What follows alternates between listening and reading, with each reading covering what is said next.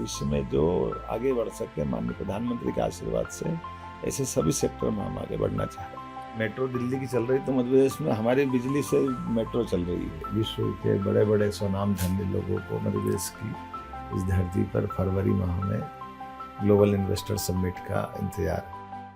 आज हमारे साथ मध्य प्रदेश के माननीय मुख्यमंत्री डॉक्टर मोहन यादव जी मौजूद हैं।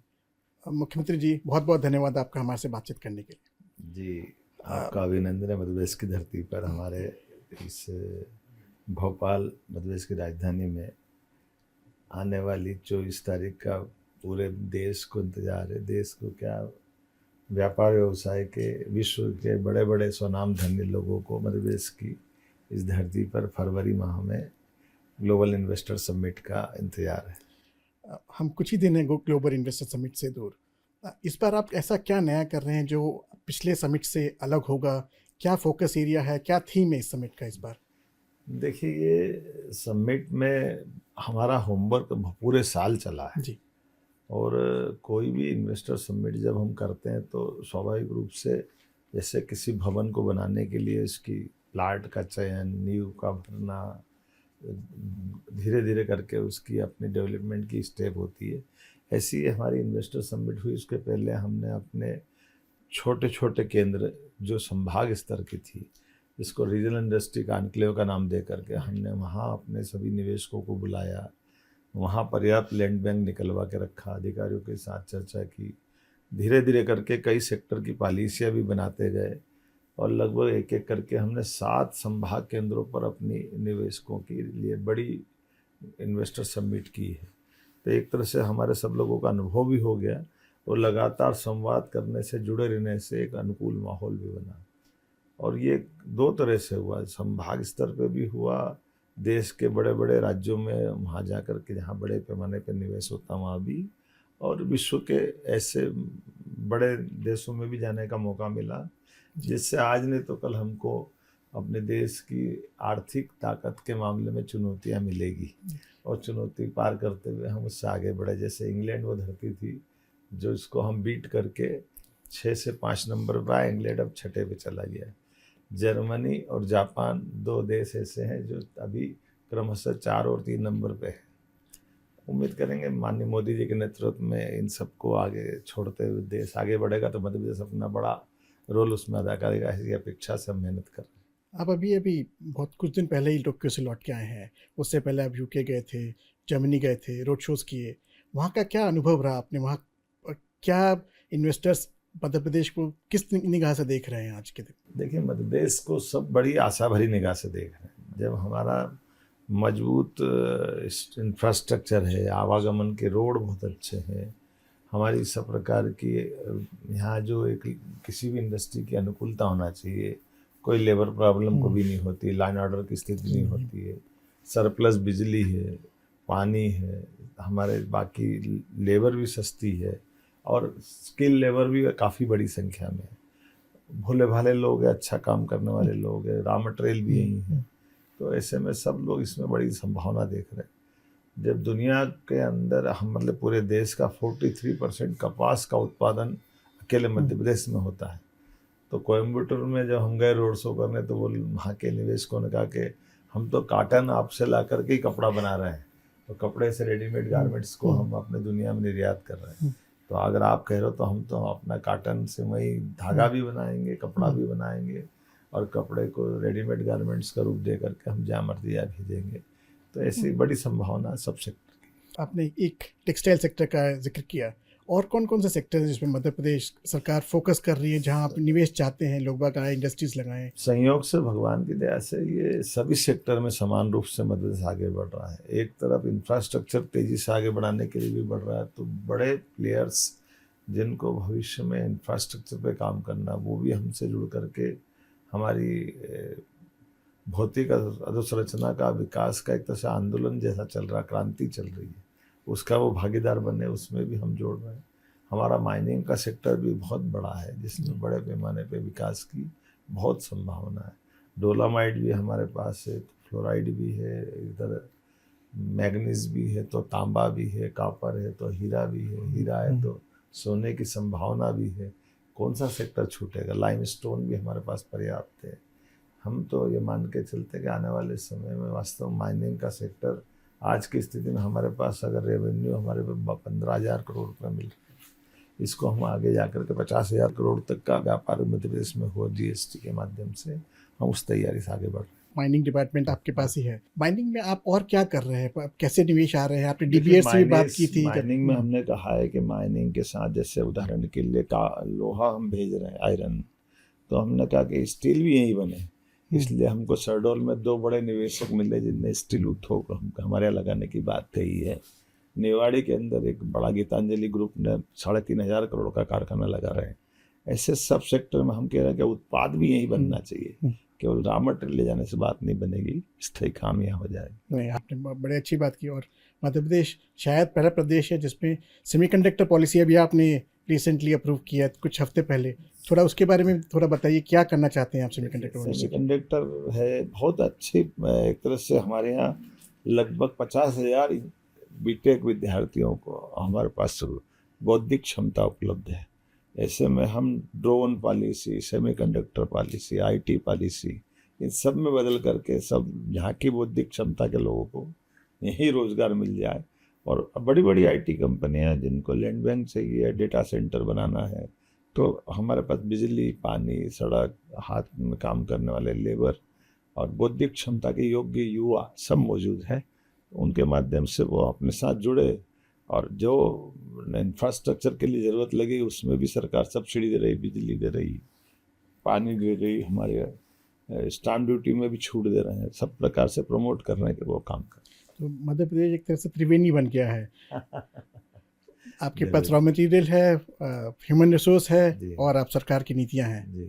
तो और क्या उद्योग के लिए आप ऐसा क्या करना चाहते हैं जिससे ईज ऑफ डूइंग बिजनेस बढ़े? क्योंकि उद्योग जब लगता है तो वो देखते हैं कि हमें क्लियरेंस कितनी जल्दी मिलते हैं, सिंगल विंडो क्लियरेंसेस हैं। सरकार किस हिसाब से उनको मदद करना चाहती है? हमारे यहाँ आवेदन को 3 तरह से बांटा गया है कि जैसे हम निवेशकों को लेके आ रहे हैं तो कलेक्टर तक को हमने कहा है कि आप अपने उद्योग प्रकोष्ठ बना लें। तो एक उद्योगपति के लिए वो जगह जगह विंडो जाने की ज़रूरत नहीं, वो एक जगह से नल, बिजली, सभी प्रकार के कनेक्शन, सभी प्रकार की फॉर्मेलिटी कंप्लीट कर ले। दूसरा, जैसे उदाहरण के लिए आवेदन करने के 30 दिन के अंदर निराकरण करना है, 29 दिन के अंदर लैंड उसको मिल जाना है। तो ये सबको अच्छा भी लग रहा है, इस कारण से बड़े पैमाने पर निवेशक हमारे साथ आ रहे हैं।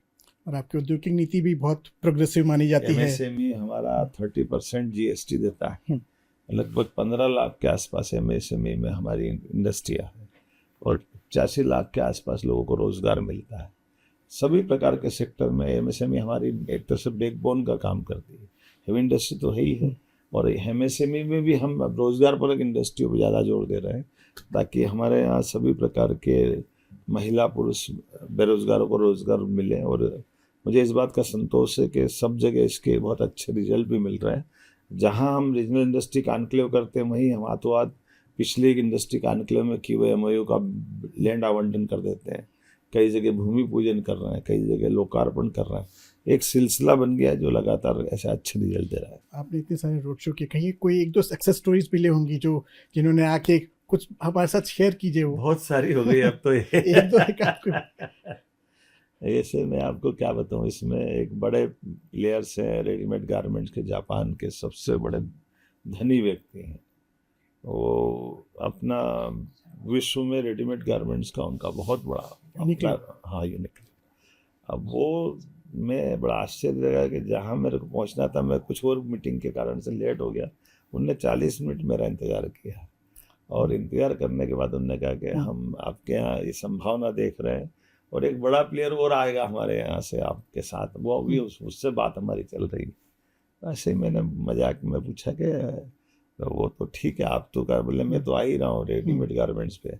हमारे एक अधिकारी ने बात करते करते कि देखो वो किस सेक्टर में इंटरेस्ट रखते हैं साथ वाले, और इसके रेडीमेड गारमेंट्स के अलावा क्या है हम उसमें भी दे देंगे। तो उन्हें रोकते हुए बोला कि मेरा एक सुझाव है, आप केवल उसको भी रेडीमेड गारमेंट्स बताना, नहीं तो वो आप दूसरी कुछ बताओगे तो उसमें छोटा करके चले जाएंगे। तो ज़्यादा अच्छा है कि आपके यहाँ की संभावना अच्छी है। तो मुझे बड़ा अच्छा लगा। बहुत अच्छी बात है। यूनिक्लो अगर मध्य प्रदेश में आके अगर अपनी फैक्ट्री लगाता है तो बहुत रोजगार बहुत बढ़ेगा इससे। बहुत तो हम लोग टेक्सटाइल की बात की, हमने एमएसएमई की बात की, ऑटोमोबाइल्स भी है जो जो आप इंडस्ट्री तो इतने सब प्रकार के, ऑटोमोबाइल्स के लिए भी हम जर्मनी के अंदर गए तो बड़ी बड़ी कंपनियां, टोयोटा वगैरह सब, तो कई कंपनियां तो हमारे काम कर ही रही है ऑलरेडी पहले से। और इलेक्ट्रिक व्हीकल के संबंध में भी हमने इसके सहायक उत्पादों को लेकर भी भारत सरकार के साथ जुड़ करके हम अपनी नवकरणीय ऊर्जा के सेक्टर में बड़े पैमाने पर सब्सिडी दे रहे हैं, तो उसका लाभ अच्छा उठा रहे हैं। तो आपके यहाँ भी मध्य प्रदेश में भी सूरज देवता की बड़ी कृपा है, तो आप यहाँ पे भी देखते हैं कि सोलर प्लांट्स लगेंगे। सूरज की भी कृपा है, वरुण देवता की कृपा, वन देवता की कृपा, धरती माता की कृपा चारों तरफ से है।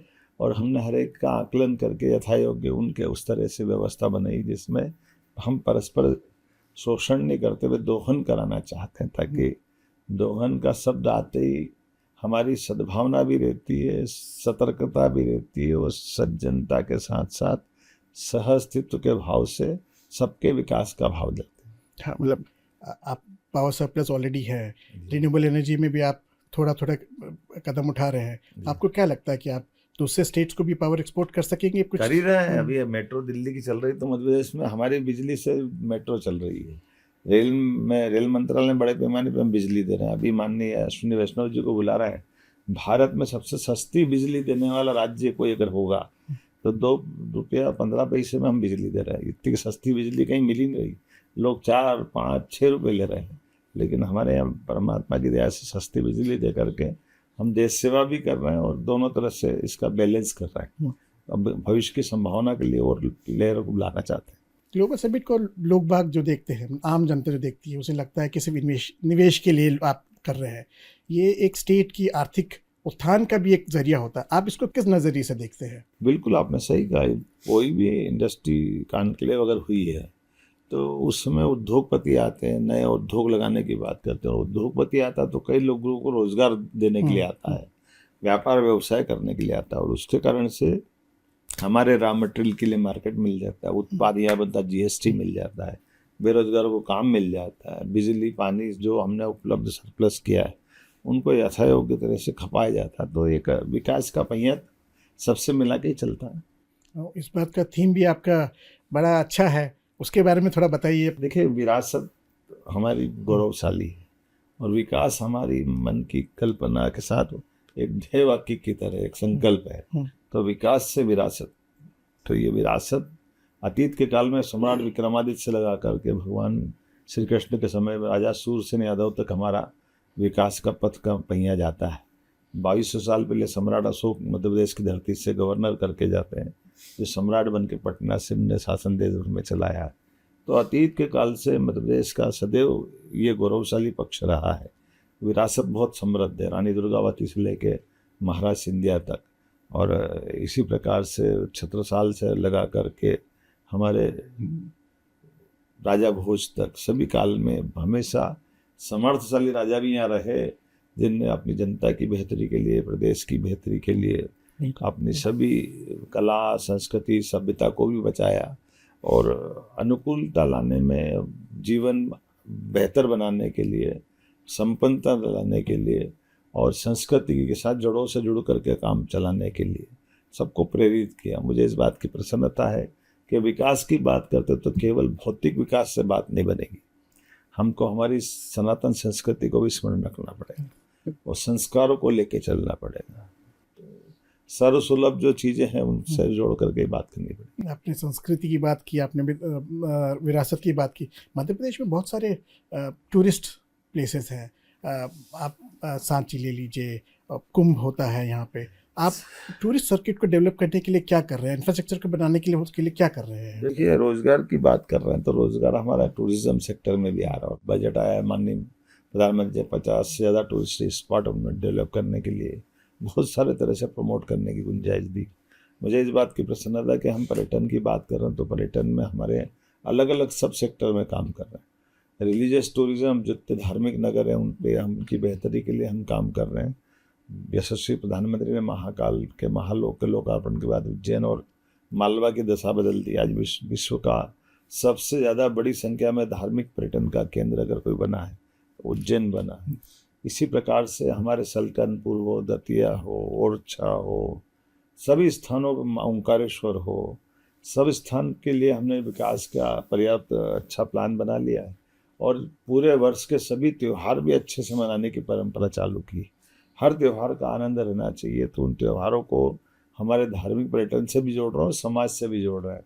वो इसके साथ साथ जैसे धार्मिक पर्यटन के अलावा पर्यटन में फॉरेस्ट का देश का हमारा 9% हिस्सा है, और अपने देश का प्रदेश के अंदर हमारा 33% फॉरेस्ट है। तो ऐसे में फॉरेस्ट में केवल रिजर्व फॉरेस्ट नहीं, हम उसमें वन्य जीवों की भी अलग अलग प्रजातियाँ, और अब हमारे यहाँ तो चीता भी, अगर अपने आशा भरी निगाह के साथ विश्व के सामने का बड़ा उदाहरण बन के आया है कि चीता प्रोजेक्ट के पुनर्बसाहट का कोई प्रयोग सफल नहीं हुआ मध्य प्रदेश को छोड़ करके। बिल्कुल मध्य प्रदेश में चीता न केवल फल फूल रहा है, बल्कि अब 7 चीते जंगलों से हमारे सड़कों पे गाँव के अंदर जहाँ उनको लगेगा वो निर्बाध गति से सह अस्तित्व की भावना से समाज जीवन का हिस्सा बन। तो इससे टूरिज्म को भी बढ़ावा मिलेगा, लोग वहाँ आएंगे। चीता अब तक शेर देखने आते दो थे। हमारे टाइगर रिजर्व, एक अभी हमने रातापानी डॉक्टर विष्णु श्रीधर वाकणकर के नाम पे लोकार्पित किया है। एक माधव नेशनल पार्क भी हम बहुत जल्दी लोकार्पित करने वाले हैं। इसी प्रकार से जंगल के अंदर की भी सब वन्य प्राणी एकीकृत रूप से दिखाई दे, सब व्यवस्था बना रहे हैं। उम्मीद कर रहे हैं कि टूरिज्म में अब हम मेडिकल टूरिज्म की तरफ भी चलेंगे। हमारे यहाँ लगभग आज की स्थिति में 30 मेडिकल कॉलेज मध्य प्रदेश में है। आज से 20 साल पहले कल 5 मेडिकल कॉलेज थे, 3 तो अभी हमने लोकार्पित कर दिए, और 2 साल के अंदर लगभग हमारी प्लान के हिसाब से चलेंगे तो 20 के आसपास नए मेडिकल कॉलेज और आ जाएंगे। तो इतनी तेज गति से किसी राज्य में मेडिकल कॉलेज नहीं बन रहे, और केवल मेडिकल कॉलेज एलोपैथिक नहीं, आयुर्वेदिक भी उसी गति से है। नेचुरोपैथी के भी सेंटर चल रहा है, वेलनेस सेंटर चल रहा है।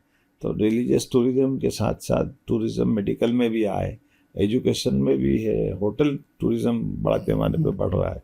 होटल को सभी प्रकार से प्रमोट करें, अर्थात रोजगार के लिए एक एक सेक्टर को पकड़ के चल रहा है, जिसमें होम स्टे तक को प्रोत्साहन दे रहे हैं। आपने पर्यटन की बात की, उद्योग की बात की, उन सब के लिए एक जो महत्वपूर्ण कड़ी है वो है इंफ्रास्ट्रक्चर की। मध्य प्रदेश भारत का दिल कहलाता है।